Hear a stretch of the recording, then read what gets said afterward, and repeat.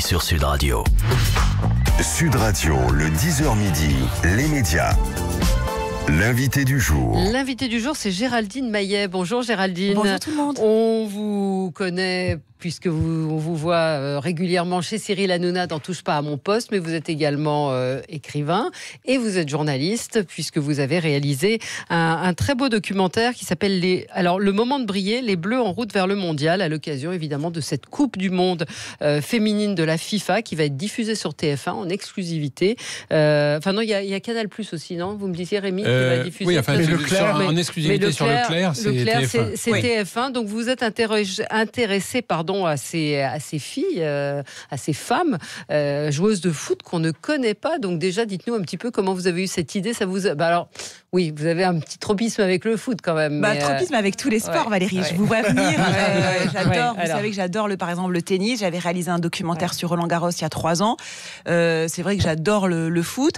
Et un jour, je dînais avec mon actrice fétiche et ma productrice Julie Gaillet. Ouais. Et c'est vrai que très vite, on s'est dit, ces filles sont juste incroyables, mais on les connaît pas. Ouais. Et elles vont représenter notre pays, mais on les connaît pas.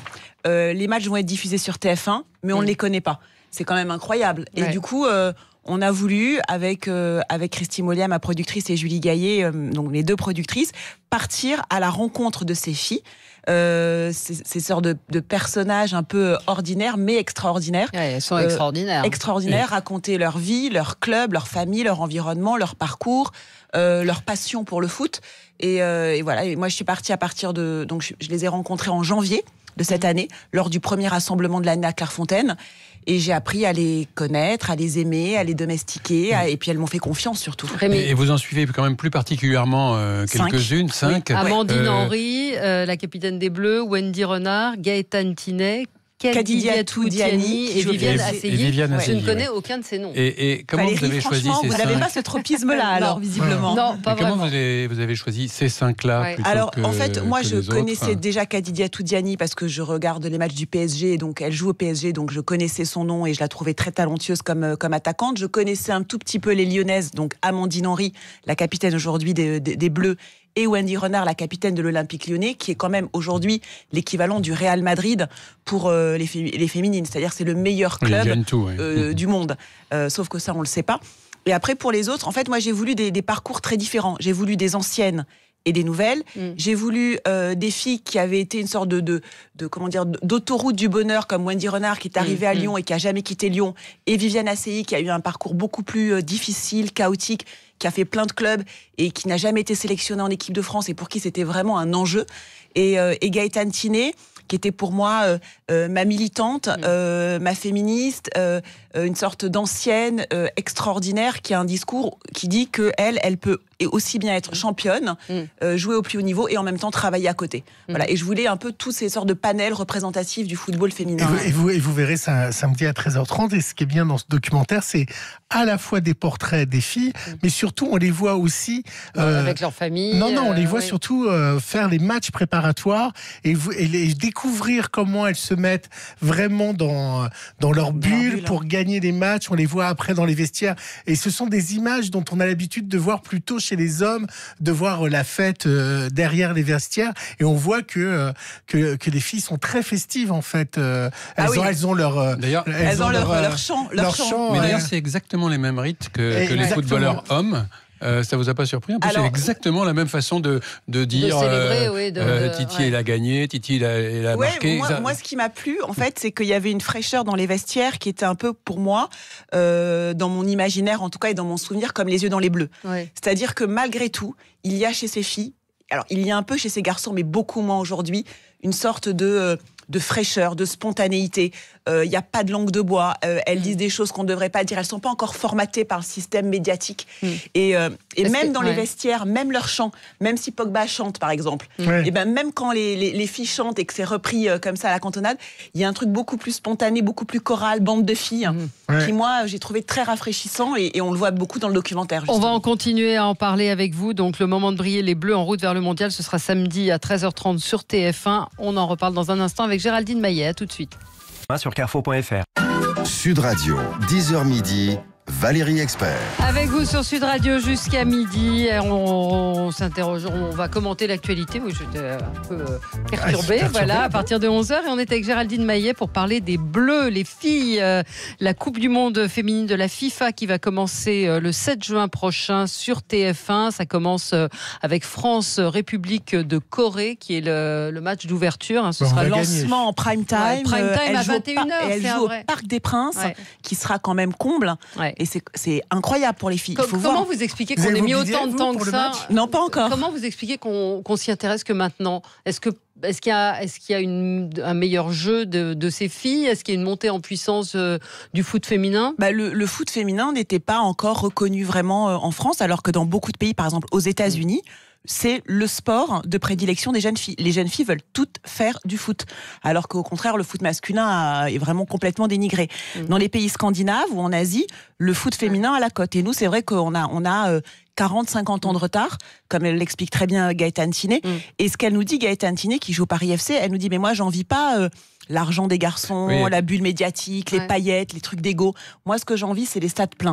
Elle a une phrase formidable, Gaëtane Thiné, elle dit, les garçons, ils ont plus d'argent, mais ils ont plus d'emmerdes. Exactement, c'est vrai. Alors, on a un auditeur qui nous dit, pourquoi vous nous faites chier, avec ce sport au féminin? Déjà, au masculin, vous nous forcez à nous passionner pour un sport qui n'est plus un sport, et là, vous en remettez une couche au féminin. Le foot féminin, c'est une fille par-ci, par-là, isolée dans des clubs de gars. 1 sur 50 environ, il y a tellement de sports féminins avec une réelle parité naturelle. Non, mais après, c'est pas vrai, parce que moi, je comprends peut-être sa réticence, et peut-être qu'il aime pas le foot en général et le foot féminin en particulier. Mais moi, je n'ai vu que des jeunes filles qui étaient passionnées, pourquoi leur empêcher pour autant de jouer au foot? Mais est-ce qu'il y a un engouement pour le foot féminin parce que c'est compliqué. Elles racontent dans le documentaire, quand on annonce à sa famille, je veux me lancer, je veux faire du foot. En fait, ce qui est compliqué, c'est qu'au départ, les structures sont pas faites pour jouer au foot dans une équipe de filles. C'est-à-dire que pratiquement, elles ont toutes joué au foot jusqu'à 14 ans. Avec des garçons, et elles étaient 1 ou 2 vraiment donc grand il a maximum. Raison, notre auditeur. Donc c'est difficile. Oui, mais sauf que les mentalités sont en train de changer. J'espère.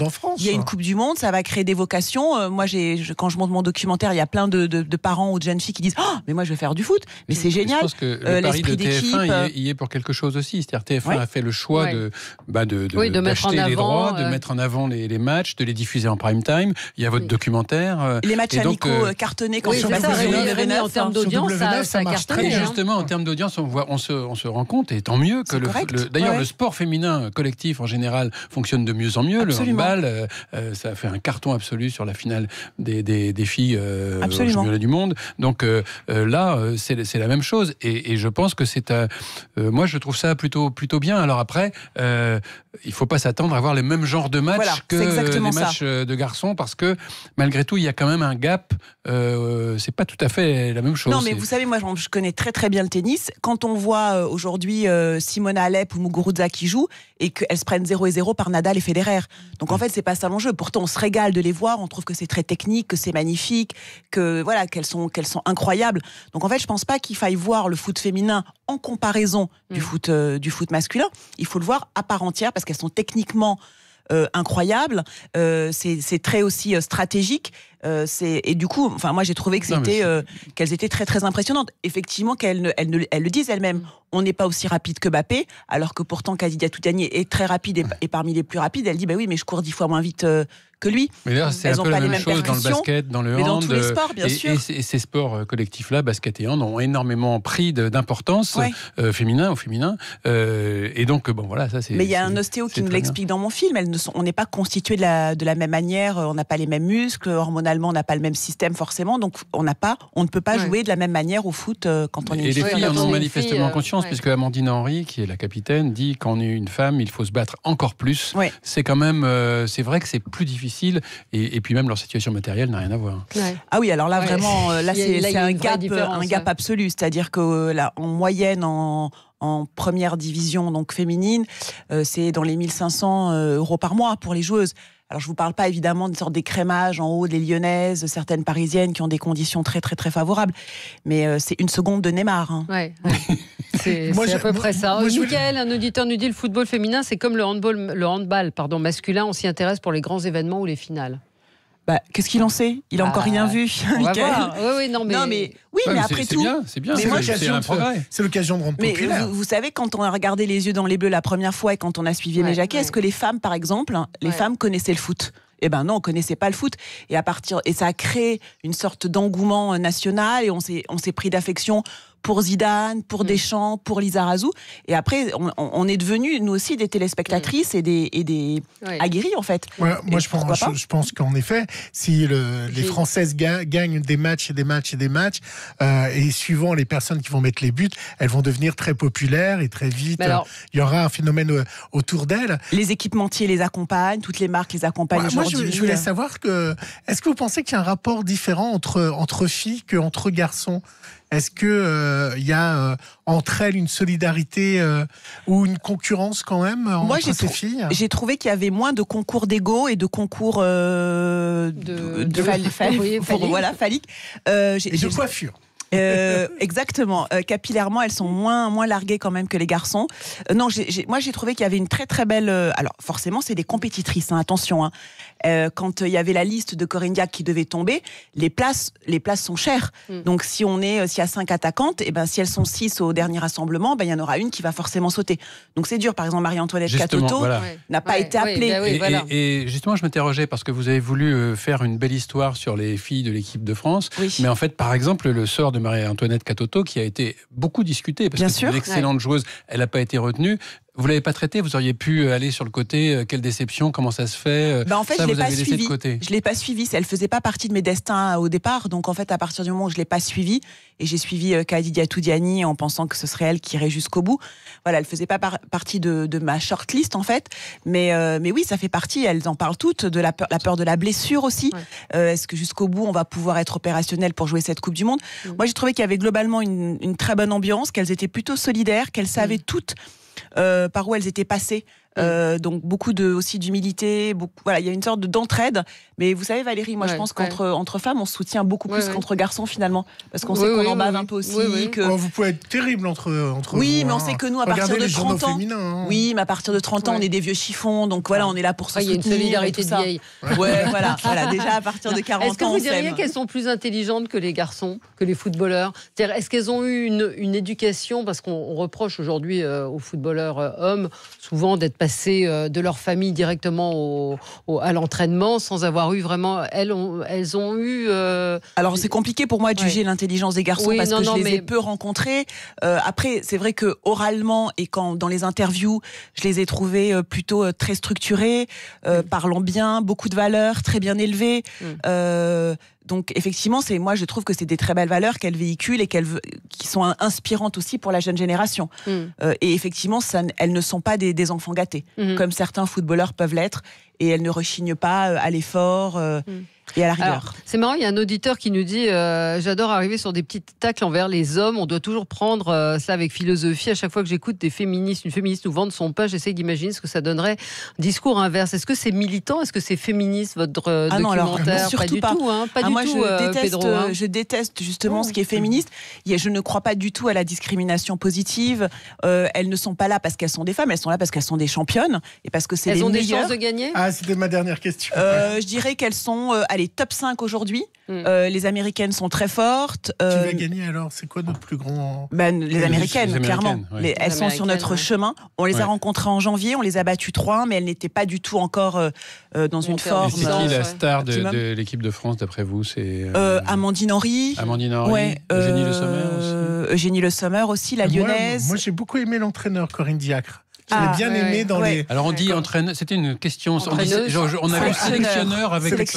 On dit pas sélectionneuse? Elle aime bien qu'on dise sélectionneur. Ah, d'accord. Voilà. Donc, du coup, comme elle aime bien, moi, je me suis pliée à ses désirs. Donc, ce sera samedi pour découvrir ces femmes juste après le 13h à 13h30. Donc, voilà, samedi à 13h30. Et puis, les premiers matchs. Le premier match, c'est le 7 juin à 21h. Donc, vraiment, heure de grande écoute. France-Corée. Ensuite, il y aura France-Norvège le 12 juin et France-Nigeria le 17 juin. Ça, ce sont les matchs de l'équipe de France que TF1 va diffuser. Et puis, sur TMC, il y aura les autres matchs. Espagne, Afrique du 25 matchs en tout. Et elles vont jouer donc partout en France. Hein, pas que c'est juste le match, le premier match au Parc des Princes. Absolument. Ok, très bien. Non, c'est au Parc des Princes. Au Stade de France, c'est trop grand. Ah oui. Pas encore assez grand pour rassembler autant de public. En tout cas, il faut les découvrir, elles sont passionnantes. C'est un très bon Merci à vous, Géraldine Maillet, d'être passée par Sud Radio. Dans un instant, on se retrouve avec Sophie Davant pour Affaires conclues au cœur de la plus grande brocante de France. Ça cartonne. Ce sera la Coupe du Monde. Absolument. À tout de suite.